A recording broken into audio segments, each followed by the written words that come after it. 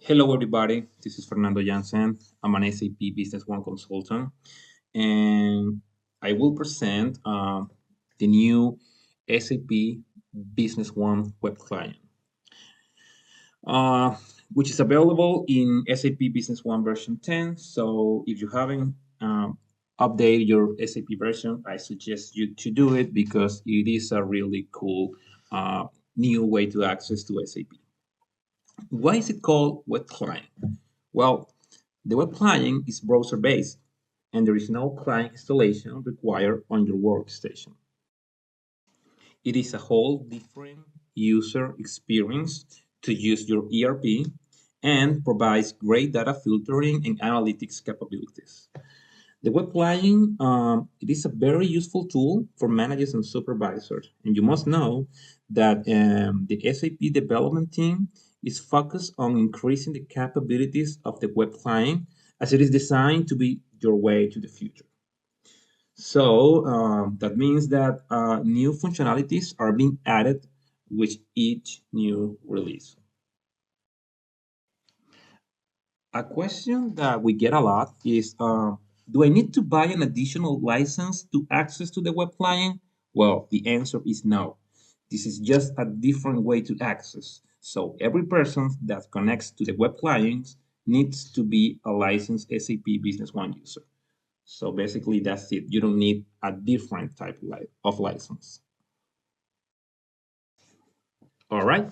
So having this said, let's take a look of how we can access to it. You can open a web browser, the one you prefer. I don't know, my Firefox, Microsoft Edge, Google Chrome, and then we're gonna choose the company. I'm gonna choose this one, your SAP user, and your SAP password.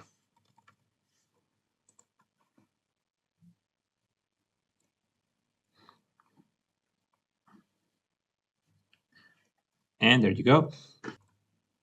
As you can see, we have this really nice user interface. Um, and that's going to give you an excellent experience when you're using the SAP features in every single model. We can see the company name right here, and if I click in this icon, I can see the user that is logging, and I can sing out clicking right here, and we have this color, which is a blue color, but we can change that if I go to settings, appearance, and I have two more options. This is the one we're using right now, and I have the dark mode and soft blue color, which is gonna look like this. Okay, let's switch to the original one. Right. If I click here, I will see the SAP menus, but of course, you will see that according to your assigned license and your permissions. I can do searches on this field. I can do menu searches. For example, if I type order, I will get all the consonants with that word. Okay. And one of the most important things, and what I like the most, is that I have these groups in a horizontal way, and every group is a different module, but you can customize what you can see in every single group. For example, like right now, I'm located on purchasing, and I can drag this, I can move this one to this place, and as you can see, they're not just count, uh, let's say count indicators. We have also task. For example, create purchase order. So if I click here,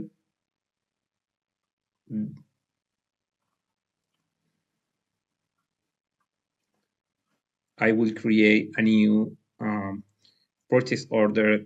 And as you can see, it's a different way to create the purchase order. I can choose the vendor, the contact person. I have the different tabs that we have on SAP, logistics, accounting, attachment, and user-defined fields are supported as well. I can go back with this arrow, and like I said, I have also this count dashboards. So I have right now 62 purchase open orders. So there you go. Those are my 62 open sales purchase order. And as you can see, those are mine because those were made with my SAP user. So if I click right here, I will get the details of that specific purchase order. I'm gonna go back and I can filter on this window. Let's say I'm gonna get all the open purchase order for Far East imports.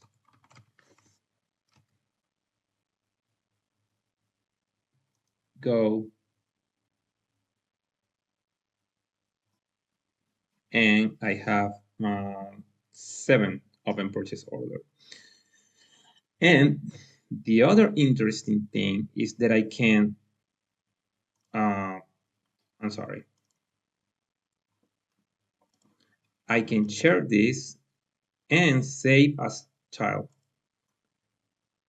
And I'm gonna put the name, open POs, Far East imports, open POs. I'm gonna put the exactly same thing on the description, and the group will be purchasing. So I'm gonna click OK. I'm gonna go back. And as you can see, now we have this dashboard, discount dashboard. So if I click right here, I'm gonna see the same information. So it's really, really nice with all the filters. In my main window, I can customize if I wanna see all the groups in a horizontal way,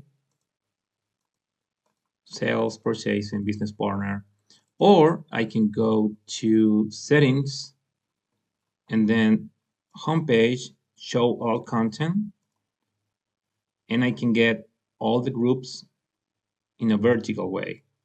So you will see that right now in service, human resources, analytics. Okay, so that depends of the way you prefer. All right. Besides the great experience we have with its analytics capabilities and the great user interface and the way we go through the different groups and different menus, what things we can do on the web clients. Well, in the menu, we have CRM, sales, purchasing, business partner, payments, item management, inventory transactions, accounting, service, human resources, analytics, administration. So in the sales department, we can create sales quotations, sales order, AR reserve invoice, AR invoices, deliveries, returns, credit memos, AR credit memos. I already said that. We can see the sales and purchasing draft and the docs that are currently in approval process. In the purchasing, we can create purchase quotations, purchase order, good receipts, good returns, AP invoices, AP credit memos. We can, on the business partners menu, we can create business partners, we can create activities, and we can create business partners catalog numbers. In the payments, we can receive incoming payments, we can make outgoing payments, we can, and on the item management, we can create items, we can create alternative items and business partners catalog numbers. Inventory transactions, we can do good issues, yeah, we can do draft, we can do, I think, good receive as well. I don't know why it's not here, but I think we can create good receive. We can do, in the accounting tab, we can create journal entries, and in the service call, equipment cards, and create solutions. Analytics, well, we have all the reports that we have in the interactive analysis from SAP. In the human resources, we can create timesheet, and you can see that we have this menu is because we can go to different user-defined objects and user-defined tables. I can open one user-defined object, like for example, this one right here, and I will see all the registers, and I can create a new register in this UDO.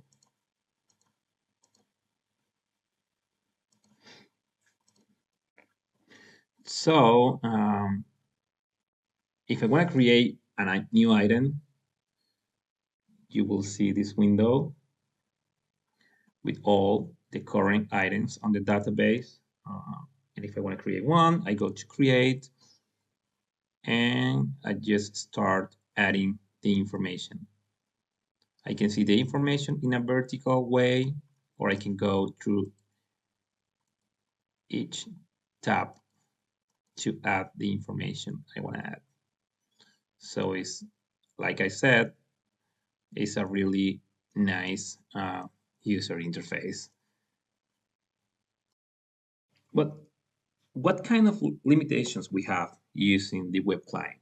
Well, you must know that regarding emails, the presently email capabilities will require an additional configuration or may not available. The other thing is that add-ons and customizations are not supported in the web client. Automations are available, for example, codeless platform or BPA, and on-screen customizations are not available. That means, for example, those customizations made by the B1 of Atom. But like I said before, SAP, the SAP Business One development team is adding new functionality with each new release. So, guys, those were the most important highlights that SAP web client has. If you have any doubt, don't hesitate to reach us out. Um, and of course, you can go to the SAP portal and download the SAP web client document, uh, which is going to look like this. This is the document, and it's going to be more specific uh, for details of the things you can and you cannot do uh, this new way to access. So